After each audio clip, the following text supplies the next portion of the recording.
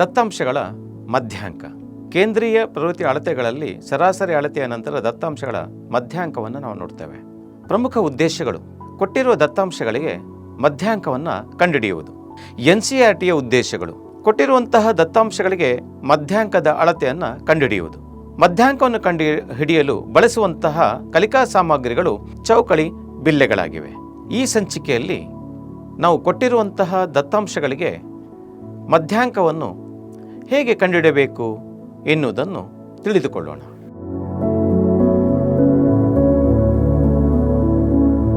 ಕೊಟ್ಟಿರುವ ದತ್ತಾಂಶಗಳಿಗೆ ಮಧ್ಯಾಂಕವನ್ನು ಯಾವ ರೀತಿಯಾಗಿ ನಾವು ಕಂಡುಹಿಡಬೇಕು ಎನ್ನುವುದನ್ನು ಚೌಕಳಿ ಬಿಲ್ಲೆಗಳನ್ನು ಉಪಯೋಗಿಸಿಕೊಂಡು ಹೇಗೆ ಕಂಡುಹಿಡಿಯಬಹುದು ಎನ್ನುವುದನ್ನು ತಿಳಿದುಕೊಳ್ಳುವ. ತರಗತಿಯಲ್ಲಿ 5 ವಿದ್ಯಾರ್ಥಿಗಳಿದ್ದಾರೆ.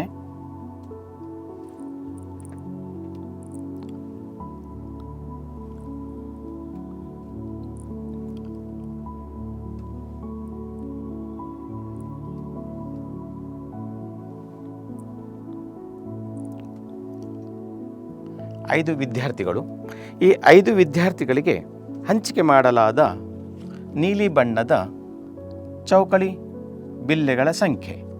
ಮೊದಲನೇ ವಿದ್ಯಾರ್ಥಿಗೆ 3 ಚೌಕಳಿ ಬಿಲ್ಲೆಗಳನ್ನು ಹಂಚಿಕೆ ಮಾಡಲಾಗಿದೆ. ಎರಡನೇ ವಿದ್ಯಾರ್ಥಿಗೆ 2 ಚೌಕಳಿ ಬಿಲ್ಲೆಗಳನ್ನು ಹಂಚಿಕೆ ಮಾಡಲಾಗಿದೆ. ಮೂರನೇ ವಿದ್ಯಾರ್ಥಿಗೆ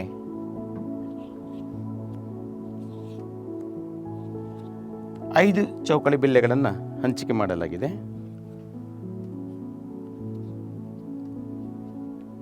4ನೇ ವಿದ್ಯಾರ್ಥಿಗೆ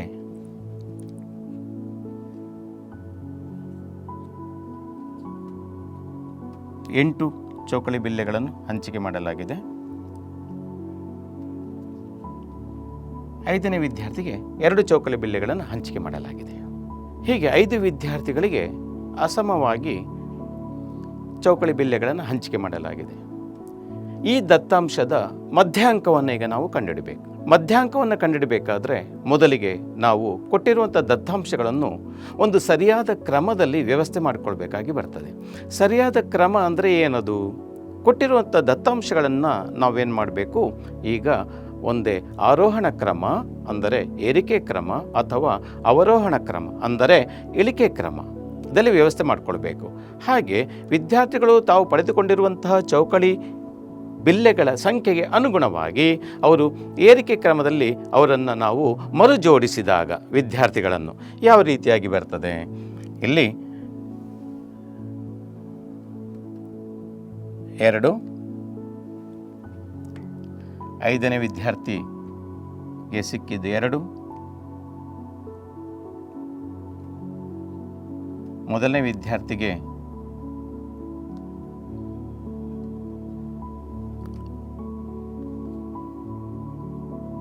3, 4ನೇ ವಿದ್ಯಾರ್ಥಿಗೆ ಅತಿ ಹೆಚ್ಚು ಚೌಕಳಿ ಬಿಲ್ಲೆಗಳು ಸಿಕ್ಕಿರುವಂಥದ್ದು.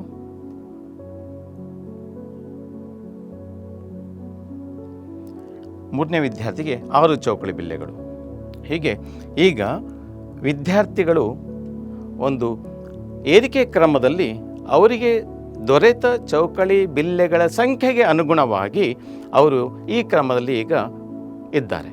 ಈ ದತ್ತಾಂಶಗಳು 5 ಸಂಖ್ಯೆಯಲ್ಲಿ ಇರೋದರಿಂದ ಎಡ ಮತ್ತು ಬಲಬದಿಯಲ್ಲಿ ಸಮಾನ ಸಂಖ್ಯೆಯ ದತ್ತಾಂಶಗಳನ್ನು ನಾವು ಬಿಟ್ಟಾಗ ಮಧ್ಯದಲ್ಲಿ ಉಳಿಯುವಂತಹ ಈ ಚೌಕಳಿ ಬಿಲ್ಲೆಗಳ ಸಂಖ್ಯೆ ಏನಿದೆ, ಈ ಸಂಖ್ಯೆಯನ್ನು ನಾವು ಈ ದತ್ತಾಂಶಗಳ ಮಧ್ಯಾಂಕ ಅಥವಾ ಮಧ್ಯಮ ಬೆಲೆ ಅಂಥೇಳಿ ನಾವು ಕರಿತೇವೆ.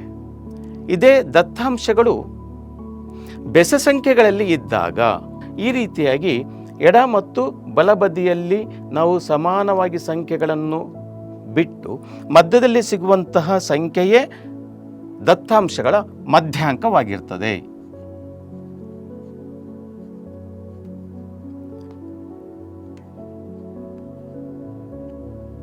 ದತ್ತಾಂಶಗಳ ಮಧ್ಯಾಂಕ. ತರಗತಿಯಲ್ಲಿ ಇರುವ 6 ವಿದ್ಯಾರ್ಥಿಗಳಿಗೆ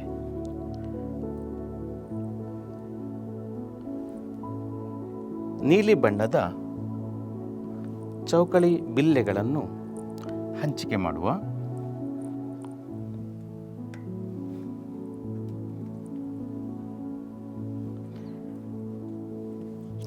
ಮೊದಲನೇ ವಿದ್ಯಾರ್ಥಿಗೆ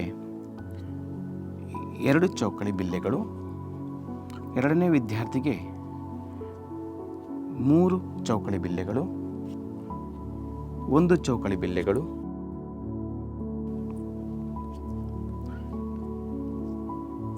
ನಾಲ್ಕನೇ ವಿದ್ಯಾರ್ಥಿಗೆ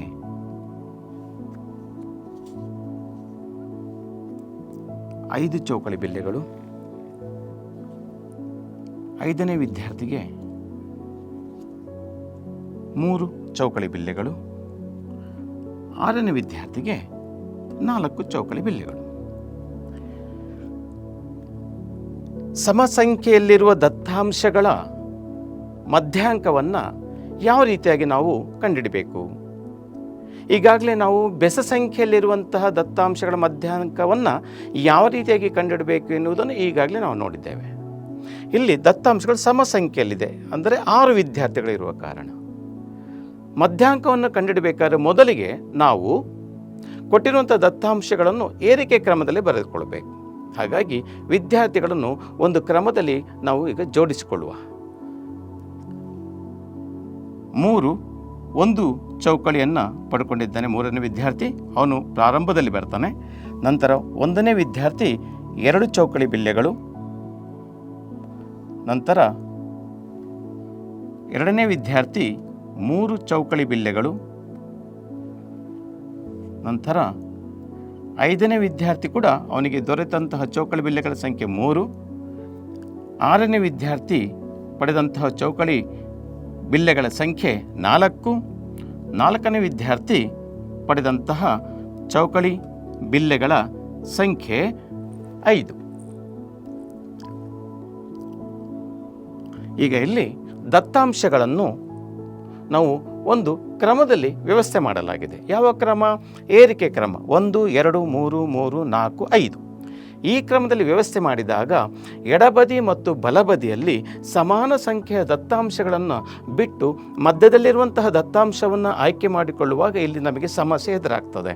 ಇಲ್ಲಿ 3 ಸಂಖ್ಯೆಗಳು ದತ್ತಾಂಶಗಳು, ಎಡಬದಿಯಲ್ಲಿ 3 ಸಂಖ್ಯೆಗಳನ್ನು ಬಿಟ್ಟಾಗ ಮಧ್ಯದಲ್ಲಿ ನಮಗೆ ಯಾವುದೇ ರೀತಿಯ ದತ್ತಾಂಶ ನಮಗೆ ಅಲ್ಲಿ ಸಿಗೋದಿಲ್ಲ. ಆದ ಕಾರಣ ಸಮಸಂಖ್ಯೆಯಲ್ಲಿ ದತ್ತಾಂಶಗಳು ಇದ್ದಾಗ ನಾವು ಬಲಬದಿಯಲ್ಲಿ ಸಮಾನ ಸಂಖ್ಯೆ ದತ್ತಾಂಶಗಳು, ಎಡಬದಿಯಲ್ಲಿ ಸಮಾನ ದತ್ತಾಂಶ ಸಂಖ್ಯೆಗಳನ್ನು ನಾವು ಬೇರ್ಪಡಿಸಿದಾಗ ಮಧ್ಯದಲ್ಲಿ 2 ದತ್ತಾಂಶಗಳು ಏನು ನಮಗೆ ಅಲ್ಲಿ ಉಳಿತದೆ, ಆ 2 ದತ್ತಾಂಶಗಳ ಸರಾಸರಿಯನ್ನು ನಾವು ನೋಡ್ತೇವೆ. ಸರಾಸರಿ ಕಂಡುಹಿಡಿಯುವುದು ನಾವು ಈಗಾಗಲೇ ತಿಳ್ಕೊಂಡಿದ್ದೇವೆ. ಸರಾಸರಿ ಕಂಡುಹಿಡಬೇಕಾದ್ರೆ ನಾವೇನು ಮಾಡ್ತೇವೆ? ಈ ದತ್ತಾಂಶಗಳನ್ನು ಒಟ್ಟು ಸೇರಿಸ್ತೇವೆ.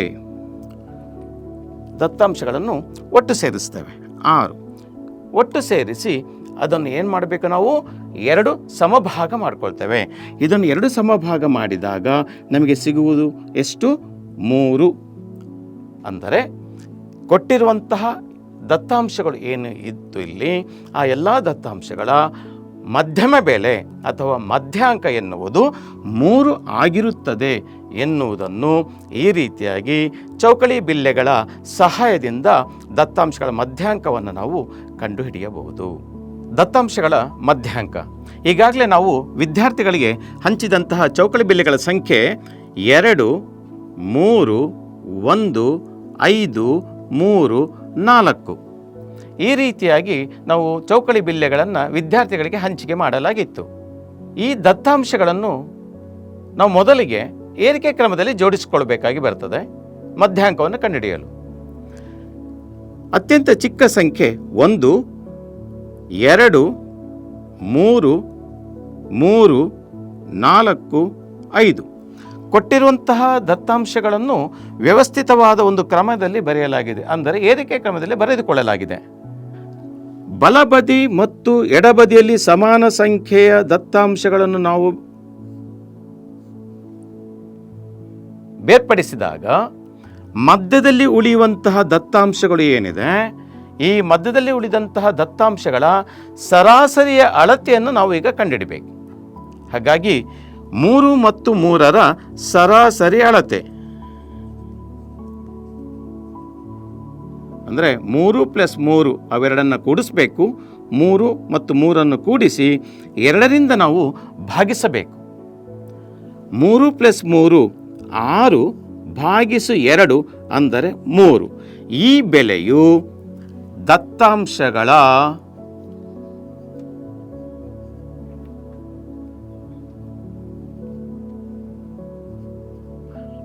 ಮಧ್ಯಾಂಕವಾಗಿರುತ್ತದೆ. ಯಾವಾಗ ನಾವು ಈ ಕ್ರಮವನ್ನು ಅನುಸರಿಸಬೇಕು? ಕೊಟ್ಟಂತಹ ದತ್ತಾಂಶಗಳು ಸಮಸಂಖ್ಯೆಯಲ್ಲಿ ಇದ್ದಾಗ. ನೋಡಿ, ಮೊದಲನೇ ದತ್ತಾಂಶ, ಎರಡನೇ ದತ್ತಾಂಶ, 3, 4, 5, 6 ಅಂದರೆ ದತ್ತಾಂಶಗಳ ಸಂಖ್ಯೆ 6 ಅಂದರೆ ಸಮಸಂಖ್ಯೆ.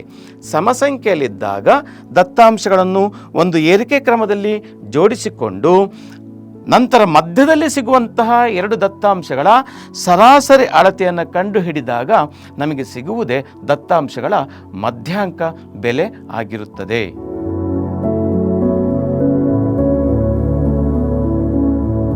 ತರಗತಿಯಲ್ಲಿ 5 ವಿದ್ಯಾರ್ಥಿಗಳ ತೂಕದ ಅಳತೆಯ ಮಾಹಿತಿಯನ್ನು ಸಂಗ್ರಹಿಸುವ. ಒಬ್ಬನ ವಿದ್ಯಾರ್ಥಿಯ ತೂಕ 40 kg ಇದೆ. ಇನ್ನೊಬ್ಬ ವಿದ್ಯಾರ್ಥಿಯ ತೂಕ 35 kg. ಮತ್ತೊಬ್ಬ ವಿದ್ಯಾರ್ಥಿಯ ತೂಕ 25 kg. ಇನ್ನೊಬ್ಬ ವಿದ್ಯಾರ್ಥಿ ಇದ್ದಾನೆ, ಅವನ ತೂಕ 42 kg.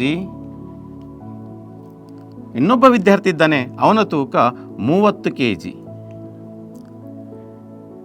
ಈ 5 ವಿದ್ಯಾರ್ಥಿಗಳ ತೂಕದ ಮಧ್ಯಾಂಕದ ಅಳತೆ ಎಷ್ಟು? ಹಾಗಾದರೆ ಇದನ್ನು ಕಂಡುಹಿಡಬೇಕಾದ್ರೆ ಈ ತೂಕದ ಅಳತೆಗಳನ್ನು ನಾವು ಒಂದು ವ್ಯವಸ್ಥಿತವಾದ ಕ್ರಮದಲ್ಲಿ ಬರೆದುಕೊಳ್ಳುವ, ಏರಿಕೆ ಕ್ರಮದಲ್ಲಿ ಬರೆದುಕೊಳ್ಳುವ. ಅತ್ಯಂತ ಕಡಿಮೆ ತೂಕ ಇರುವಂತಹ ವಿದ್ಯಾರ್ಥಿ ಮೊದಲಿಗೆ ಬರ್ತಾನೆ, 25 kg. ನಂತರ 30 kg ತೂಕ ಇರುವ ವಿದ್ಯಾರ್ಥಿ, ನಂತರ 35 kg ಇರುವಂತಹ ವಿದ್ಯಾರ್ಥಿ, ನಂತರ 40 kg ತೂಕವಿರುವ ವಿದ್ಯಾರ್ಥಿ, ಕೊನೆಯದಾಗಿ 42 kg ತೂಕವಿರುವ ವಿದ್ಯಾರ್ಥಿ. ಈ ರೀತಿಯಾಗಿ ಕೊಟ್ಟಂತಹ ದತ್ತಾಂಶಗಳನ್ನು ನಾವು ಏರಿಕೆ ಕ್ರಮದಲ್ಲಿ ವ್ಯವಸ್ಥೆ ಮಾಡಿಕೊಳ್ಬೇಕು. ತದನಂತರ 5 ದತ್ತಾಂಶಗಳು ಇರುವುದರಿಂದ ಬಲಬದಿಯಲ್ಲಿ ಸಮಾನ ಸಂಖ್ಯೆಯ ದತ್ತಾಂಶಗಳು, ಎಡಬದಿಯಲ್ಲಿ ಸಮಾನ ದತ್ತಾಂಶಗಳನ್ನು ನಾವು ಹೊರತುಪಡಿಸಿದಾಗ ಮಧ್ಯದಲ್ಲಿ ಒಂದು ದತ್ತಾಂಶ ನಮಗೆ ಉಳಿತದೆ. ಆ ದತ್ತಾಂಶವೇ ಕೊಟ್ಟಿರುವ ದತ್ತಾಂಶದ ಮಧ್ಯಾಂಕವಾಗಿರುತ್ತದೆ. ಹಾಗಾಗಿ 5 ವಿದ್ಯಾರ್ಥಿಗಳ ತೂಕದ ಮಧ್ಯಾಂಕ ಅಂದರೆ ಮಧ್ಯಮ ಬೆಲೆ 35 kg ಆಗಿರುತ್ತದೆ.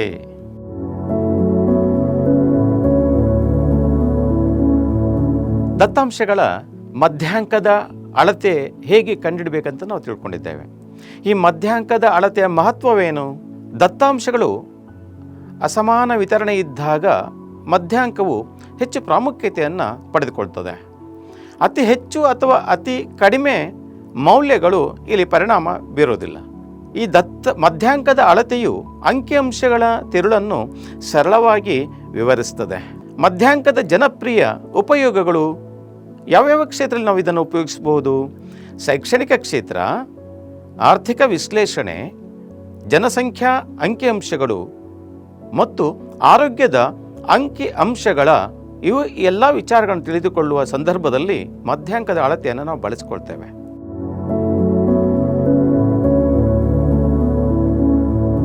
ಶೈಕ್ಷಣಿಕ ಕ್ಷೇತ್ರ, ಒಂದು ಶಾಲೆಯಲ್ಲಿ ಗಣಿತ ಪರೀಕ್ಷೆಯಲ್ಲಿ ವಿದ್ಯಾರ್ಥಿಗಳು ಗಳಿಸಿದ ಅಂಕಗಳನ್ನು ವಿಶ್ಲೇಷಣೆ ಮಾಡಲು ನಾವು ಈ ಮಧ್ಯಾಂಕವನ್ನು ಬಳಸಬಹುದು. ಸರಾಸರಿ ಅಂಕಗಳನ್ನು ತೆಗೆದುಕೊಂಡ್ರೆ ಇಲ್ಲಿ ಏನಾಗ್ತದೆ? ಅತಿ ಹೆಚ್ಚು ಅಥವಾ ಅತಿ ಕಡಿಮೆ ಅಂಕಗಳಿಂದ ವಿದ್ಯಾರ್ಥಿಗಳ ದೋಷಯುಕ್ತ ಮಾಹಿತಿ ನಮಗೆ ದೊರಕಬಹುದು. ಆದರೆ ಮಧ್ಯಾಂಕವು ವಿದ್ಯಾರ್ಥಿಯ ಪ್ರದರ್ಶನವನ್ನು ಸೂಕ್ತವಾಗಿ ಪ್ರತಿಬಿಂಬಿಸ್ತದೆ. ನಿಜ ಜೀವನದ ಉದಾಹರಣೆ ಹೇಳಬೇಕಂತಾದರೆ 10 ವಿದ್ಯಾರ್ಥಿಗಳ ಅಂಕಗಳು 25, 35, 45, 50, 55, 60, 70, 75, 85, 95 ಆಗಿದ್ದರೆ ಮಧ್ಯಾಂಕವು 55 ಆಗಿರ್ತದೆ. ಇದು ಸರಾಸರಿ ಅಂಕಗಳಿಗಿಂತ ಹೆಚ್ಚು ನಿಖರವಾದ ಮೌಲ್ಯವನ್ನು ನಮಗೆ ನೀಡ್ತದೆ.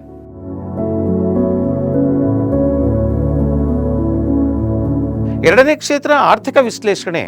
ಉದಾಹರಣೆ, ಒಂದು ಪ್ರದೇಶದ ಸರಾಸರಿ ಆದಾಯದ ಬದಲಿಗೆ ಮಧ್ಯಾಂಕದ ಆದಾಯವನ್ನು ನಾವು ಪರಿಗಣಿಸಬಹುದು. ಕಾರಣ, ಸರಾಸರಿ ಆದಾಯವು ಕೆಲವು ಅತಿ ಶ್ರೀಮಂತ ಅಥವಾ ಅತಿ ದುರ್ಬಲ ವ್ಯಕ್ತಿಗಳಿಂದ ಪ್ರಭಾವಿತವಾಗಬಹುದು. ನಿಜ ಜೀವನಕ್ಕೆ ಒಂದು ಉದಾಹರಣೆಯಾಗಿ ನಾವು ತೆಗೆದುಕೊಳ್ಳೋದಾದರೆ ನೋಡಿ, 5 ವ್ಯಕ್ತಿಗಳ ಆದಾಯ ಈ ರೀತಿಯಾಗಿವೆ: 10,000 ರೂಪಾಯಿ, 15,000, 20,000, 50,000 ಹಾಗೂ 1,00,000 ಆದಾಯ ಹೊಂದಿದೆ. ಮಧ್ಯಾಂಕದ ಆದಾಯ 20,000 ಆಗಿರ್ತದೆ. ಇದೊಂದು ಸಾಮಾನ್ಯ ವ್ಯಕ್ತಿಯ ಆದಾಯವನ್ನು ಸರಿಯಾಗಿ ಪ್ರತಿನಿಧಿಸ್ತದೆ. ಆದರೆ ಸರಾಸರಿ ಅಳತೆಯನ್ನು ನೀವು ತೆಗೆದುಕೊಳ್ಳಿ, 39,000 ಆಗ್ತದೆ. ಇದು ತುಂಬ ವ್ಯತ್ಯಾಸವನ್ನು ನಮಗೆ ತೋರಿಸ್ತದೆ. ಹಾಗಾಗಿ ಮಧ್ಯಾಂಕದ ಅಳತೆ ನಿಖರವಾದ ಅಳತೆಯನ್ನು ತೋರಿಸ್ತದೆ.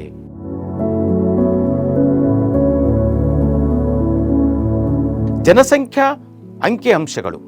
ಉದಾಹರಣೆ, ಒಂದು ದೇಶದ ಜನಸಂಖ್ಯೆಯ ಮಧ್ಯಮಾನ ವಯಸ್ಸು ಅಂದರೆ ಮಧ್ಯಾಂಕದ ವಯಸ್ಸು ಜನಸಂಖ್ಯೆಯ ಒಂದು ಪ್ರಗತಿಯನ್ನು ಅರ್ಥ ಮಾಡಿಕೊಳ್ಳಲು ಸಹಾಯ ಮಾಡ್ತದೆ. ಇದು ಒಂದು ದೇಶದ ಜನಸಂಖ್ಯೆಯ 50% ಜನರು ಈ ವಯಸ್ಸಿನ ಕೆಳಗೆ ಮತ್ತು ಉಳಿದ 50% ಜನರು ಇದರ ಮೇಲೆ ಇದ್ದಾರೆ ಎನ್ನುವುದನ್ನು ನಮಗೆ ತೋರ್ಪಡಿಸುತ್ತದೆ. ನಿಜ ಜೀವನದ ಉದಾಹರಣೆಯನ್ನು ನಾವು ತೆಗೆದುಕೊಳ್ಳೋದಾದರೆ, ನಮ್ಮ ಭಾರತದಲ್ಲಿ 2021ರಲ್ಲಿ ಮಧ್ಯಮಾನ ವಯಸ್ಸು 28 ವರ್ಷ ಆಗಿತ್ತು. ಇದರಿಂದ ನಮಗೆ ಅರ್ಥ ಮಾಡಿಕೊಳ್ಳಿಕ್ಕೆ ಸುಲಭ ಆಯಿತು. ಏನಂತ ಹೇಳಿದರೆ, ಭಾರತದಲ್ಲಿ ಯುವಜನರು ಅಧಿಕ ಸಂಖ್ಯೆಯಲ್ಲಿ ಇದ್ದಾರೆ ಎನ್ನುವ ನಿರ್ಧಾರವನ್ನು ನಾವು ಮಾಡಿಕೊಂಡು ಈ ಯುವಜನರಿಗೆ ಬೇಕಾಗುವಂತಹ ಯೋಜನೆಗಳನ್ನು ರೂಪಿಸಿಕೊಳ್ಳಿಕ್ಕೆ ಅನುಕೂಲ ಆಯಿತು. ಅದು ಉದ್ಯೋಗ ಕ್ಷೇತ್ರ ಆಗಿರ್ಬೋದು, ಶಿಕ್ಷಣ ಕ್ಷೇತ್ರ ಆಗಿರ್ಬೋದು, ಆರೋಗ್ಯ ಕ್ಷೇತ್ರಗಳಲ್ಲಿ ಕೆಲವೊಂದು ತಂತ್ರಗಾರಿಕೆಗಳನ್ನು ರೂಪಿಸಿಕೊಳ್ಳಲಿಕ್ಕೆ ಬಹಳ ಅನುಕೂಲ ಆಗಿದೆ.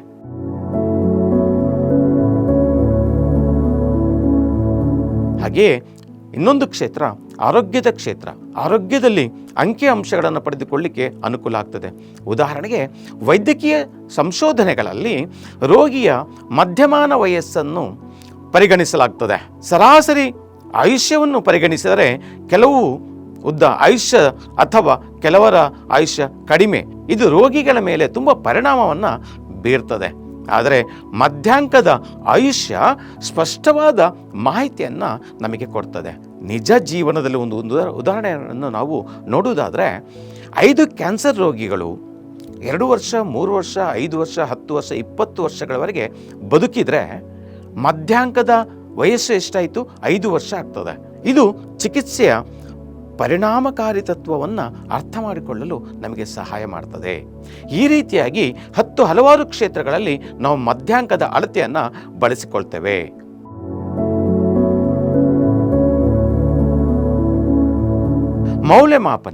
ಮೌಲ್ಯಮಾಪನದಲ್ಲಿ ನಾವು ತರಗತಿಯಲ್ಲಿ ಸಾಕಷ್ಟು ಉದಾಹರಣೆಗಳನ್ನು ನಾವು ನೀಡಬಹುದು. ಗಣಿತ ವಿಷಯದಲ್ಲಿ 15 ವಿದ್ಯಾರ್ಥಿಗಳು 25 ಅಂಕಗಳಿಗೆ ಪಡೆದಿರುವ ಅಂಕಗಳ ಮಾಹಿತಿಯನ್ನು ನಾವು ನೀಡಿ ಆ ದತ್ತಾಂಶಗಳಿಗೆ ಮಧ್ಯಾಂಕವನ್ನು ಕಂಡುಹಿಡಿಯಿರಿ ಎನ್ನುವಂಥ ಪ್ರಶ್ನೆಗಳನ್ನು ಕೇಳಬಹುದು. ಅದೇ ರೀತಿಯಾಗಿ ತರಗತಿಯಲ್ಲಿರುವಂತಹ ವಿದ್ಯಾರ್ಥಿಗಳನ್ನು ನಿಮ್ಮ ಎತ್ತರಕ್ಕೆ ಅನುಗುಣವಾಗಿ ಒಂದು 10 ವಿದ್ಯಾರ್ಥಿಗಳನ್ನು ನಾವು ಕರೆದು ಅವರನ್ನು ಎತ್ತರಕ್ಕನುಗುಣವಾಗಿ ನಿಂತು ಅದರಲ್ಲಿರುವ ಮಧ್ಯಾಂಕವನ್ನು ಆಯ್ಕೆ ಮಾಡಿಕೊಳ್ಳಲು ತಿಳಿಸಬಹುದು. ಅದೇ ರೀತಿಯಾಗಿ ಇನ್ನೊಂದು ಉದಾಹರಣೆಯನ್ನು ಹೇಳುವುದಾದರೆ, 11 ಆಟಗಾರರು ಒಂದು ಕ್ರಿಕೆಟ್ ಪಂದ್ಯದಲ್ಲಿ ಗಳಿಸಿದ ರನ್ನುಗಳು, ಅದರ ವಿವರವನ್ನು ನಾವು ನೀಡಬಹುದು. ಈ ರೀತಿಯಾಗಿ 16, 15, 120, 50, 100, 80, 10, 15, 8, 10, 15 ಈ ರೀತಿಯಾದ ದತ್ತಾಂಶಗಳನ್ನು ನೀಡಿ ಇದರ ಸರಾಸರಿ ಮತ್ತು ಮಧ್ಯಾಂಕದ ಅಳತೆಯನ್ನು ಕಂಡುಹಿಡಿಯಲು ನಾವು ತಿಳಿಸಬಹುದು. ಇದೇ ರೀತಿಯಾಗಿ ಒಂದು ತರಗತಿಯ ಮೊದಲು ನಾವು ನೋಡಿದ ಹಾಗೆ 5 ವಿದ್ಯಾರ್ಥಿಗಳ ತೂಕದ ಅಳತೆಯ ಮಧ್ಯಾಂಕವನ್ನು ಕಂಡುಹಿಡಿದಿದ್ದೇವೆ. ಅದೇ ರೀತಿಯಾಗಿ 15 ವಿದ್ಯಾರ್ಥಿಗಳ ತೂಕದ ಅಳತೆಗಳನ್ನು ನಾವು ನೀಡಿ ಈ ದತ್ತಾಂಶಗಳ ಮಧ್ಯಾಂಕವನ್ನು ಕಂಡುಹಿಡಿಯಲು ವಿದ್ಯಾರ್ಥಿಗಳಿಗೆ ನಾವು ತಿಳಿಸಬಹುದು.